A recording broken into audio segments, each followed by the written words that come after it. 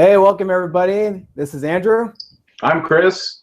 Welcome to our weekly STEM. Man, this has been a long week and it's only Thursday.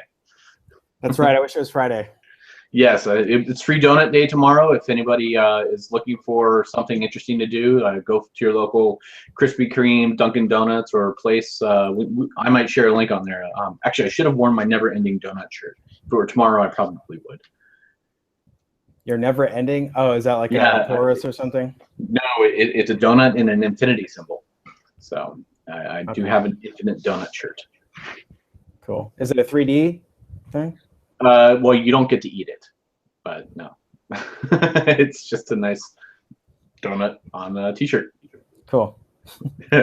What's going on, man? How are things going over there? Things are good. Still editing videos. We shot a video last weekend where we unboxed a laser cutter. So editing that should be up this weekend. And still waiting to hear back from the hackathons. Haven't heard back from them about filming there. So hopefully they answer by tomorrow. And if so, then we'll go check them out tomorrow. And if not, then we'll get some more editing done. So what about you? Well, and that's headed either to Charlotte or Durham, right? So it's either going one way or the other. Right. Things here have been actually pretty interesting. Been working on a couple of side projects. Actually, I found out, or I just got a brand new laptop that I've been trying, and it's the first time that I've had a laptop with a touch screen on it. So it's been really interesting to be able to play with this baby and see what some of the apps that have touch enabled controls inside of them, what they can do. Illustrator is really fun, so I'm able to use a stylus in my finger or two fingers at a time and create some really interesting illustrations with it. So that's something that's been really interesting and fun playing with. I mean, I've been talking with a lot of people who use touch devices for their day-to-day and how much they prefer the touch interface versus a traditional mouse interface. And most of them are designers. But I can totally see how graphic designers and illustrators can really benefit from touch computing. So that's what I've been up to. Yeah, you falling down over there? No, I'm good. Awesome. Well, awesome. Should we go ahead and jump into our topics of the day? Yeah. So for science, we're going to talk about the New Horizons spacecraft, and I'm wearing my T-shirt in honor of New Horizons. So if you don't know what New Horizons is, it's a satellite that we launched back in 2009, and its mission is to go check out some extraterrestrial bodies. So this week, NASA stitched together a bunch of images that the New Horizons spacecraft took back actually last July, and it's pretty amazing the resolution that we were able to get, and it's of a mosaic strip of Pluto. So here's my Pluto shirt, and yeah. So if you go online, and if you just look right below in the links, we have a link to a story, but also to the YouTube clip from NASA that they posted, and the resolution is pretty amazing. They say it's 260 feet per pixel, and that's pretty good. And when you watch the video, there's like a little gauge that shows you, this far is like 10 miles. The equivalent to that in like Google Maps is if you were to sort of like zoom in on a city. Like I live in Fayetteville, North Carolina. It's not a big city, but if you kind of put like Fayetteville and kind of Fort Bragg like zoomed in on Google Maps, that's the same scale that this New Horizons spacecraft was. So, imagine you're looking at a small city on Google Maps. That's pretty much how good resolution we got. And so when you start the video and it kind of pans through it, it shows this huge stretch of different terrain on Pluto, and there are mountains and ice lakes, or not really lakes, but just like huge vast coverings of ice made out of nitrogen, and then you see like all this different geology like within this one strip, and almost spans down like almost the whole one whole side of the planet, or dwarf planet now because it got killed in 2006. Thanks, guys. You couldn't have just saved Pluto, but yeah. So I thought that was pretty cool. The images that come from Pluto, they take a long time to get here. Well, relatively speaking, they take a long time to get here, and the mere fact that we can send images from Pluto to Earth, I mean, how amazing is that? They do that, with satellites, and everything's got to be really sort of like focused. You got to imagine like going near Pluto, and then you got to like point your finger at Earth. That's basically what this antenna is doing over there. You got to get so accurate to do that. So it's pretty amazing, the engineering.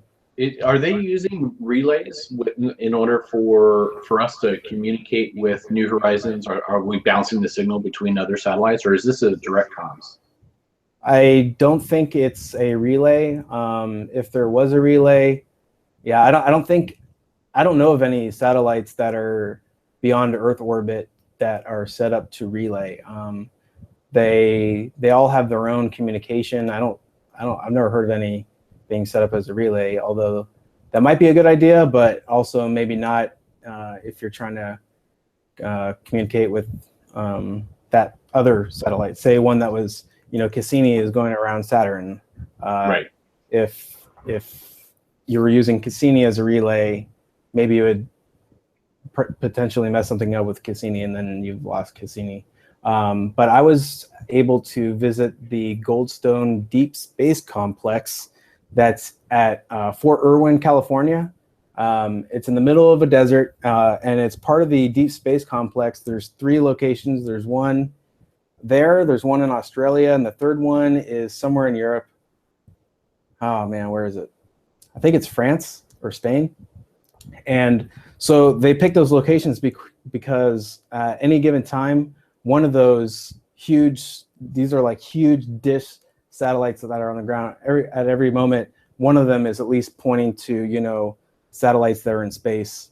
So I guess yeah, I think there might be like a relay in terms of like one that's in Earth orbit, and then that one sends it out. I don't know if it goes directly from Earth to Pluto. It might go Earth, orbital satellite, Pluto. Right. But it might not either. I think, I don't know.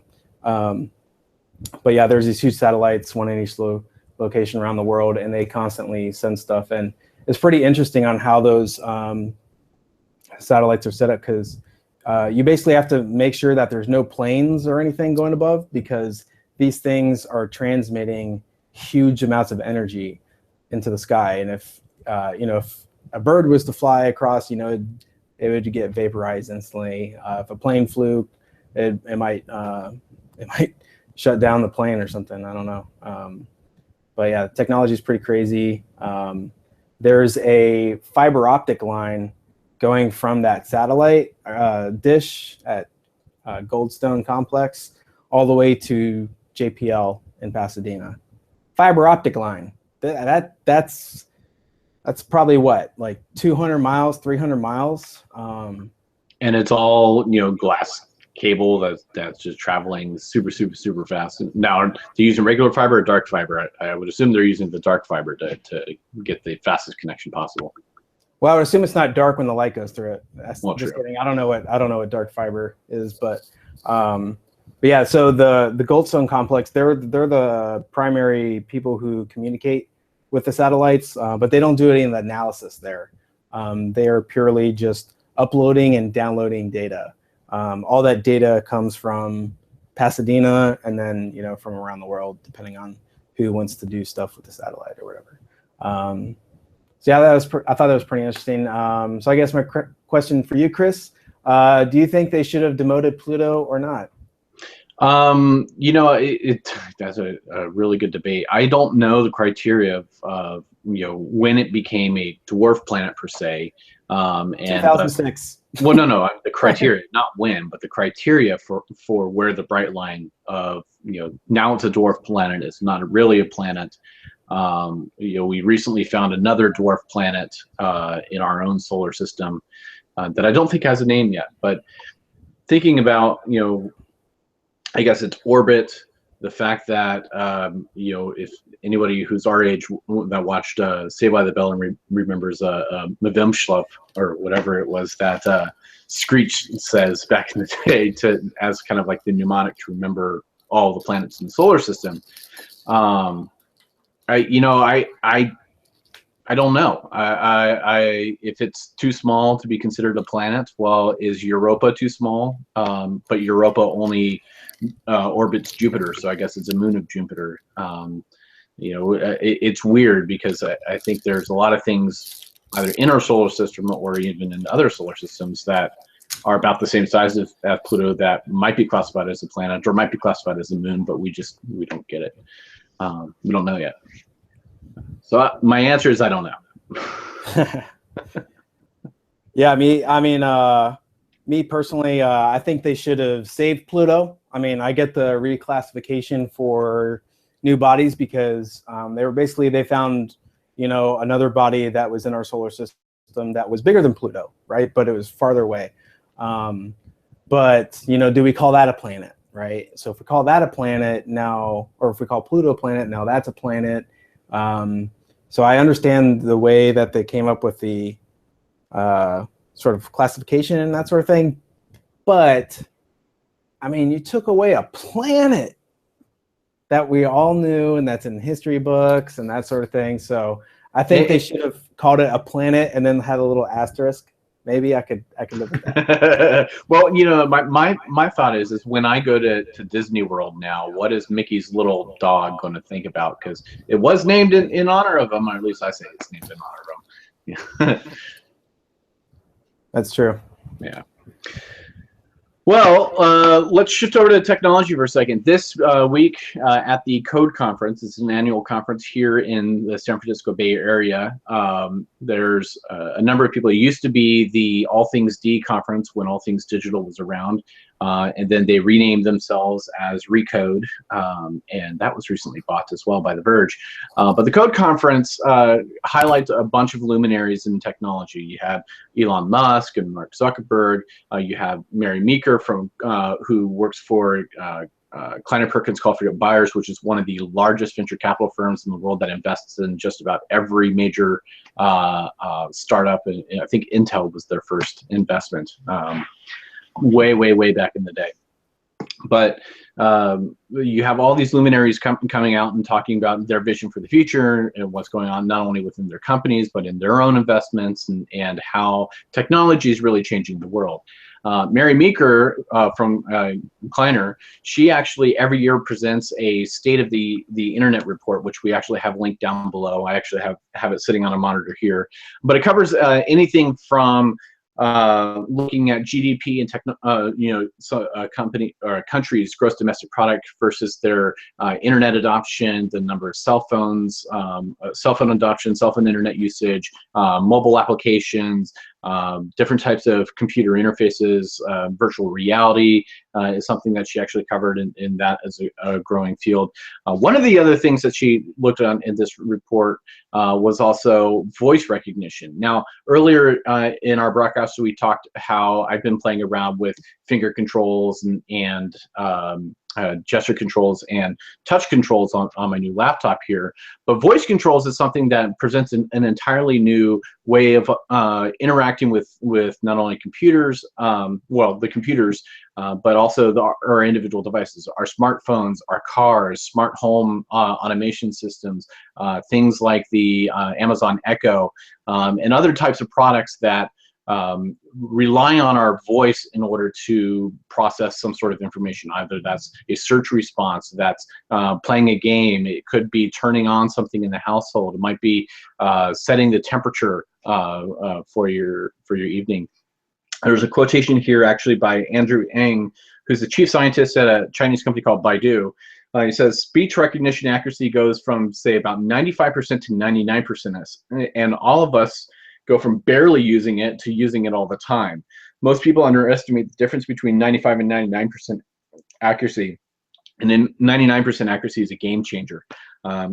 One of the things also that she looked at in this is what are the reasons that people are using the voice recognition. Well, it's faster. We're doing it when we're distracted, or our hands or eyes are, we're looking other places. It's hard for us to type in certain screens. So if you got big old giant sausage fingers like I do, typing on a small screen might be a little bit more difficult. It's fun. I mean, it's always fun to sit there and say, "Hey Alexa, tell me a joke." See if she says in the background. Yeah, you can't really hear her. But it's fun to actually have something where you can potentially even talk and have computers understand you. And then, there's always the other, people are using it because they want to experiment, they want to play, they want to try something new. Andrew, with voice recognition becoming, more pervasive, it's in our phones, it's in our cars, it's in our homes, being all over the place. Where would you want to see voice recognition be best applied for whatever application you have? I would say voice recognition would definitely be on sort of like the Star Trek computer sort of thing. And like, yeah, I definitely want that. I want it to always understand me. I don't like it when you ask Alexa something and she has no idea what you want, unless it's something that has been sort of hard coded into their algorithms. But yeah, I want it. And then also, one of the things, limitations of Alexa, and also the new Google Home, I think it's called, that's coming out soon, sometime this year. Right. And those are devices that are in one place. And Alexa has things where you can yeah, Jay Smooth, that's Nick. He just commented on our YouTube page. He said, "Xbox turn on." I don't have an Xbox, but yeah, it seems like the Xbox thing has a pretty good voice recognition, I think, from what I've seen. But yeah, I'd like it to recognize me in any room of the house, and then do anything that I want. Like, turn on, go to, open up Netflix and start Orange is the New Black where I left off. I mean, how cool would it be if you could literally just say that one sentence, and then, like, a few seconds later, like, the TV's on playing right there. I think voice recognition right now is very, like, not ready yet, and sort of like it's a niche sort of thing. And we need it to be way more powerful and be interfaced with everything. One of the issues is, you have Google, you have Alexa. Those two aren't going to talk to each other. And then all these different Internet of Things manufacturers, they're not really coming together. And so my Alexa can't turn on my TV. So, like, you have these competitors, they all want to do their own thing. Like, VR is blowing up, and now we got, how many different VR goggles out there, for instance. So I would say we need everything. We need to find like a common sort of like integration between all those things in order to get them to work. I think Google is probably more there than anybody else, and because you got your mail, and you got Android TV, and you got Android everything else. So yeah. See, I would disagree with you on the point that I don't think that it's too far, or that it's too niche. I look at all the phones that are coming out, all the other consumer devices, even basic cable. Xfinity now has the you can talk to your Xfinity remote, and it'll pull up whatever you want on it. I do, however, agree with you on the fact that there is no common language for voice. First of all, not only do we have the spoken languages and the issues of if somebody is a native Spanish speaker, well, currently Echo doesn't work with Spanish speaking or other languages other than English. I'm sure they're building out their voice recognition engines and probably working with companies like Nuance who do the Dragon Naturally Speaking to provide some of that back-end software. But across the board, You're right. Google has right now has the biggest platform. They have the biggest AI. They have the most data, common data, in order to have a platform, a robust solution. But Google doesn't talk to Amazon. Google doesn't talk to Microsoft. So if we had a common programming language or a common connectivity hub, maybe there's and we at the IoT Summit and the place in or DroidCon. Well, we talked with a company, was it Nura, based in Israel, that's creating a hub, really a centralized place for all of IoT devices, whether it be a medical device, if it's your Amazon Echo, if it's your car, if it's your home, if it's your Nest, whatever it is, can all plug in here and be controlled by one master controller. Essentially, it works as a universal remote control for IoT devices, but also gives you the ability to see all that data that comes from it. Now, if there's something similar to that for the voice matrix, where we can now talk to one central, I can talk to my Echo, and she will turn on everything because that's connected to the one hub. I think that would be the best step into seeing voice recognition really become pervasive across not just our homes, but everywhere. There has to be that common connector in it. Right.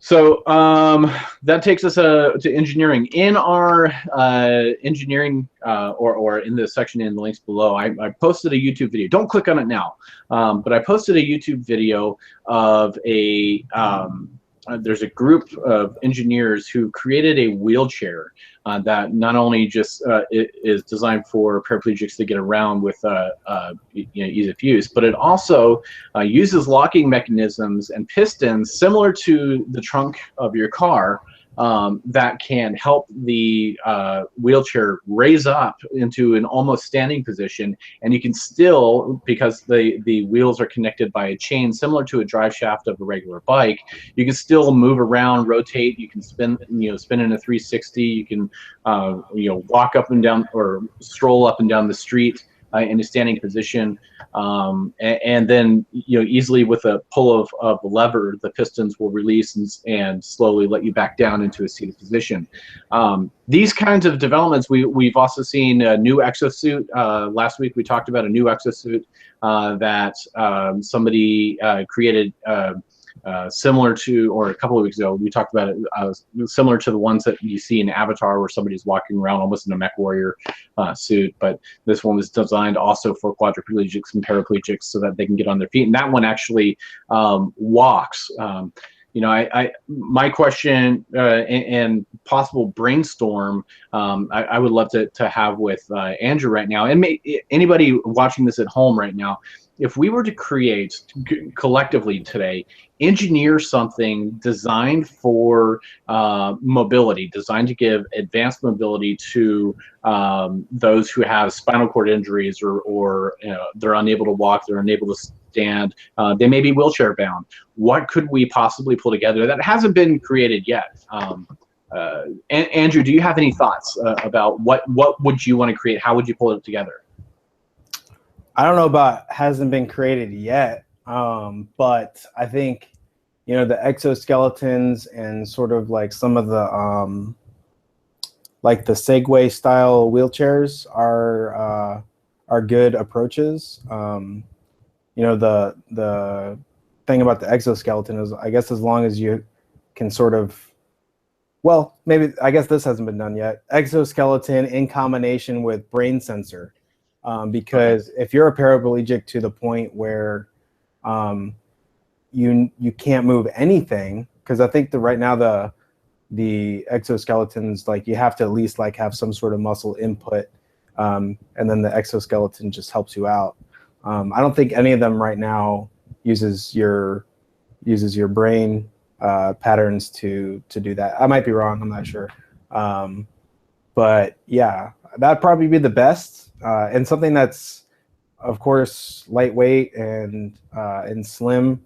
You don't want to wear this big bulky robot around town. So if they can scale it down, which I'm sure they can in the future, and have it where you can control it with your brain, then I mean that's almost just like how we move normally. I'm controlling my arms to move, and if we can get that to happen with technology, that'd be great. Yeah, I think one of the things I would love to be able to see is it's maybe not the neural connector, neural mapping, but I would love to see better.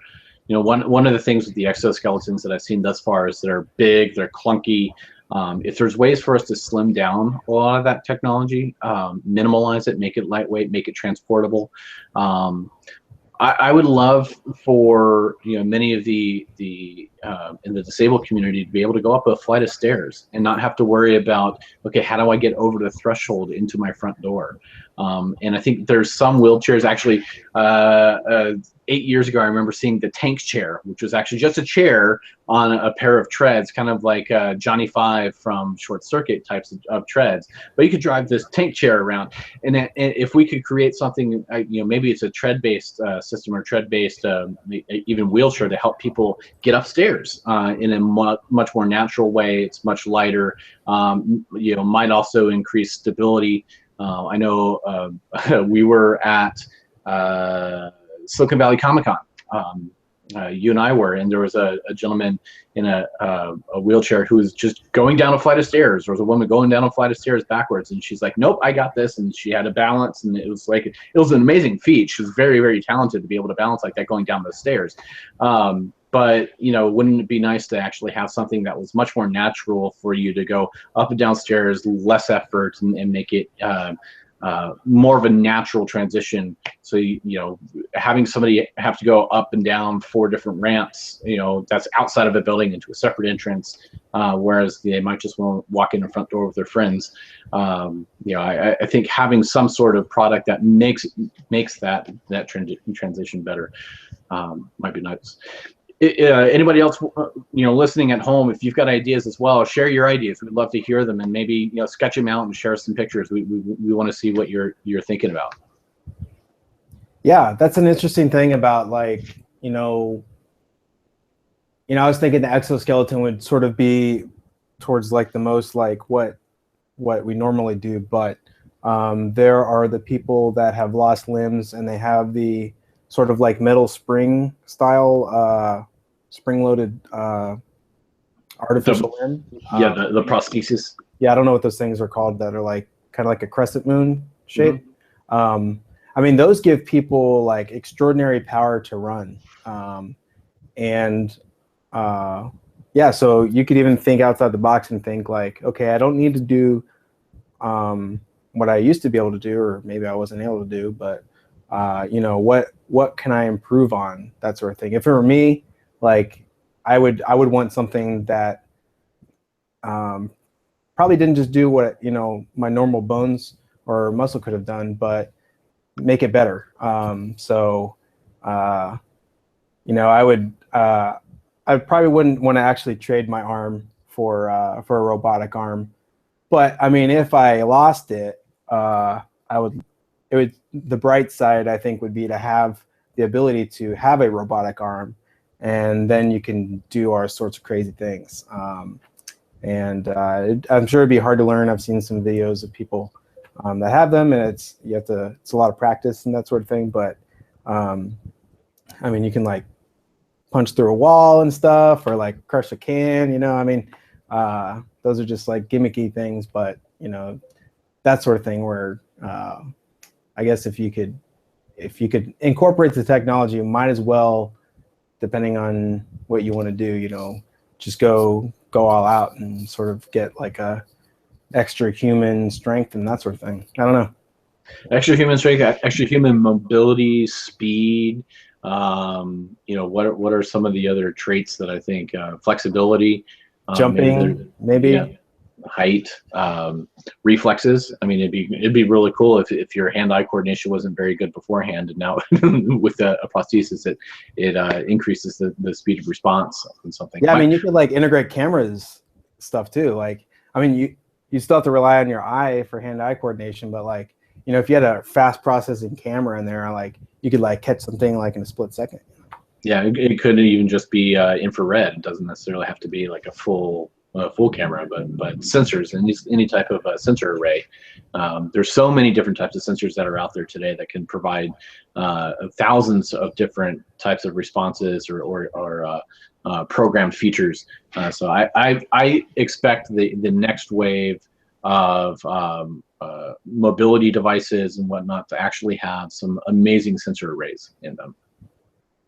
Yeah, that'd be cool. All right, so I guess we're going to move on to math. So for this week, I decided not to go with math in the news or whatever this week, but more of a sort of practical application that I found this week. So as I'm editing videos for our channel, for our YouTube channel, I'm constantly having to deal with sound. And right now I use Adobe Premiere Pro to deal with sound. And on the right-hand side, or at least I guess it depends how you have it set up, but on the right-hand side, I have my sound levels when I'm editing videos, and I have to constantly make sure that the sound is at just the right level to make sure that, something's not too quiet, something's not too loud, sort of in this Goldilocks zone. What? And, kind of in the what? Huh? we'll see how long he goes on with this joke. But anyway, so yeah, it's got to be, sort of in the sweet spot. And it's kind of annoying if you have like an hour-long video to edit. But decibels is the way that sound is measured in terms of like intensity. So so you might think that, okay, if I go from, so on my Premiere Pro, I basically make sure everything's at -6 dB. And some people think like negative dBs. What does that mean? We'll get into that. But -6 is kind of where the sweet spot is for my program. So I'm constantly making sure everything's right there. But if something goes down to like -9 dB, like it sounds a lot quieter, and then you're like, wait, it's only 3 away. Like, why is that? And then 3 above is like even way louder than -6. So it's so you kind of wonder like, why is there such a drastic change for these small dB values? Well, dBs is actually a form of math. So I printed out this little chart here. This is basically a chart of how decibels are measured. So Chris, do you know what this looks like? I've seen it and I've used it. What kind of function is that? Oh, don't ask me a math question about math functions. I will lose the limits there. Speaking of limit, yeah, there's a limit right there, but there's no. Oh my goodness, there's a limit? Yeah. So it never touches 0, as you can see. So this is a graph of a logarithm. And so there are certain things in nature that are logarithmic. So logarithms are basically, you can think of them as being multiplied by a factor of 10. So they increase by 10 sort of for each kind of step you take. So as you can see here on the y-axis, when it equals 0, we're at the number 1 here, right? Then when we get to the number 10, it's 10. It's too bad this graph doesn't go a little more over, because when you get to 20, it's going to be like up to 20. But at number 2, it's not a 1-for-1 thing.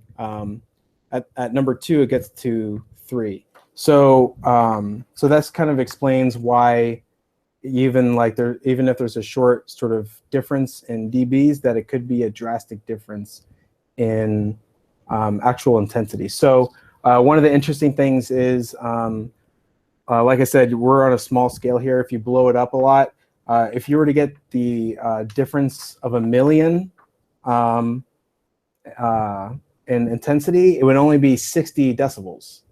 That's the 60 decibels is a factor of 1 million. I think that's pretty interesting. Another interesting thing that I saw about dBs is that dBs are measured in reference to something.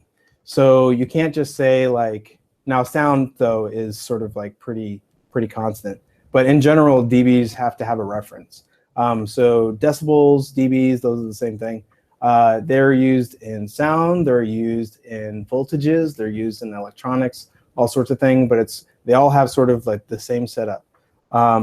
So for sound, the reference is basically no sound or whatever, but it's measured in like pressure, because sound is, air pressure moving throughout. So so you have to measure it compared to a sort of like constant pressure thing. So so that's also the reason why you might see different scales of dBs. So as you can see here, they go into some negatives, but like I said, on Premiere Pro, they start at 0 and they go down to, I think, negative 60 or something like that, or negative 30 dBs. It doesn't mean that the sound is negative or anything like that. It's just a scale to use. So in sound editing programs, a lot of them use 0 as sort of like the threshold when you start to like get your ears blown out and that sort of thing. And so some things, if you were to like look on a list of, what does a jet engine make, and what does this make, and what does this make, they'll have like those tend to have positive values. But it's interesting to note when you look at those charts that it's always in reference to something, and then it determines your location too, because if you're 2 feet away from an aircraft engine versus 2 miles, the dB is going to be different. So so some of those charts, they don't have the reference distance either, and then so you kind of wonder, okay, where was that person standing when they made their measurement, that sort of thing. So yeah, that's sort of like the math thing. Decibels are measured in these logarithmic things. Another interesting sort of like human application is the way that humans perceive light is also logarithmically. I did an experiment in college, and the couple teams that went before us, they were getting these weird graphs because they were measuring the light intensity and it like wasn't following the theory line that it was supposed to. But we ended up finding out that the light sensor doesn't measure linearly. Linear light measurement would be like, okay, if I light a match in a dark room, okay, there's a difference in light there. If I light a match in a brightly lit room, there's also the same difference of light, right? But obviously, if you're in a dark room and you light a match, you're gonna see that difference way more than you are in a brightly lit room, and that's because our eyes perceive light logarithmically. So once you applied an exponential, which is like the inverse of a log, natural log, then the curve would fit. So that's pretty interesting how you find math in nature, that sort of thing, to say, oh, math doesn't matter. Well, it does. And if you want to explain certain things or do that sort of thing, you need math. So, Chris, what do you think about all that? Well, a couple of things that I've always found is, I used to work as an audio engineer, and with there's actually decibel sound meters that, as somebody who's working on the mix board, you walk around the studio or the any place that you're putting an amplified sound, and you walk with this sound meter, and it gives you a decibel rating, and usually it's always a positive value. And I've never understood until recently why that was a positive value. But if I go and I record something, and I go to export my audio, either in a studio setting or something, it's in a negative value. Come to find out that both of them, even though they are decibels and they both have to relate with sound, both of them are measuring 2 completely different things. If you're walking around with a sound meter as a audio engineer, and you've got one of these that's listening to the ambient noise, it's actually listening to sound pressure. It's the amount of pressure that's created by an amplified source or any sort of naturally occurring sound source. But if you're using a sound meter on the recording software or in a studio, they're actually looking at the amperage and the amount of voltage that's being used to amplify that sound. So those are 2 things that I found were interesting, just kind of thinking about decibels and having used decibels in both different contexts, but not knowing that they were actually measuring 2 separate things at the time. So that was something that I found interesting as well. And if anybody wants the logarithm for measuring sound pressure versus the electric amplification. The Wikipedia, if you actually go to Wikipedia's page on decibel acoustics, it actually has it listed there for you. Yeah, and the link that's in our description for YouTube, it goes all. I think it has it too. Yeah.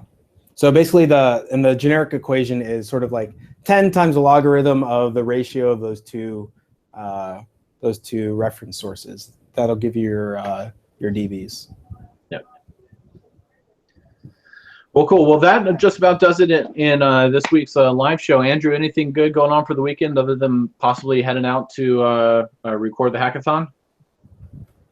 I meant to say this beforehand because I'm expecting the doorbell to ring, and I was going to say if the doorbell rings, I have to run and get it. I have some new camera equipment coming today, and I'm really excited. New camcorder, yeah, some new microphones and some stuff like that. So if I don't get to make it out to the hackathon, I won't be too mad because I get to play with all my new toys. So yeah, that's all I got going on. Oh, I also have a 3D printer that's supposed to be delivered on Saturday as well, and it's a $200 3D printer off eBay, and it pretty much does everything. It's advertised to. It's got good reviews. It's $200, so I think there's like a lot of initial setup. But I have a couple buddies who have 3D printers. A couple people are watching right now, I can see. And so I think they're going to help me out. We're going to do an unboxing. Might get the unboxing video up within the next week. And that's if you're able to shoot it with your new camera. That is. Oh yeah, everything's going to be shot on the new camera now. Once I sort of get once I sort of learn it. But it looks pretty easy. It should be easier than the DSLR setup that I use right now. A lot more sort of auto features. So yeah, I'm looking forward to doing the unboxing for that. And I know it's going to be a huge sort of learning curve for 3D printers. The friends that have them, it takes a while to sort of learn. It's almost like driving a car. Like, you know, you got to get all the little details right. So it's going to be a whole lot of prints that I'm going to mess up. But I can't wait because there's all these little things around my house that I wish I could, you know, have a little component for, but I can't do it. So, yeah. What about you?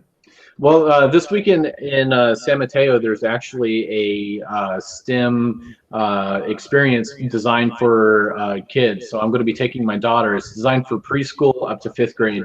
We're going to go and check out some of the new things that they have there, some new experiments that they're doing. Maybe she'll be able to build a rocket or do some robotics. But that'll be a fun activity I'll be able to do with her. I also have a Kano computer.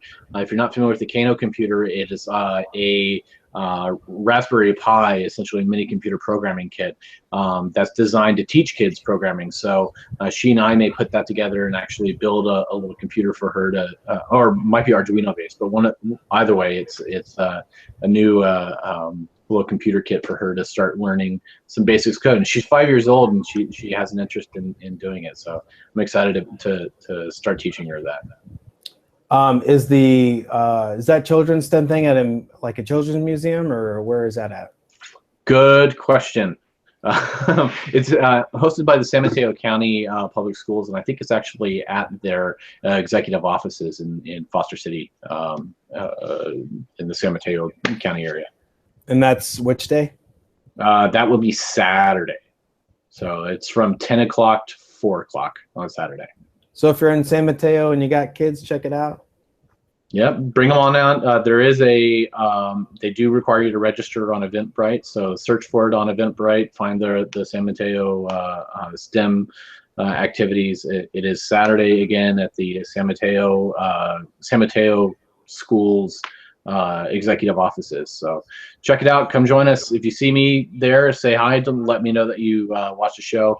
Everybody at home, thank you for tuning in. If you haven't subscribed yet to our channel, please do subscribe. Hit that little subscribe button down at the bottom of your screen. If you're watching us on Facebook, click over to our YouTube page or go to expeditionstem.com/YouTube.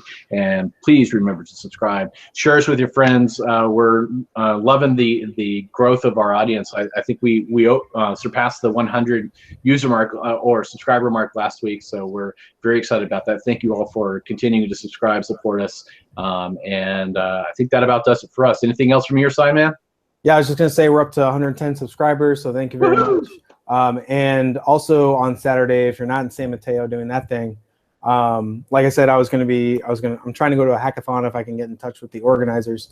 But it's called the National Day of Civic Hacking. If you go to Google and you type in Code for America or National Day of Civic Hacking, it's all around the United States, and it's all on June 4th. So they have about like one location in each state, like major city.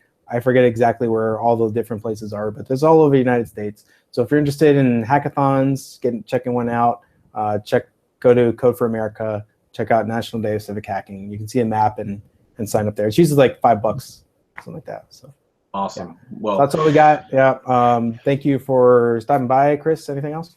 No, I was going to say thanks everybody for tuning in. We will catch you next week. In the meantime, don't forget to get your donut tomorrow. Check out all the fun things on Saturday. I'm Chris. And I'm Andrew. And we are out. Take care, guys.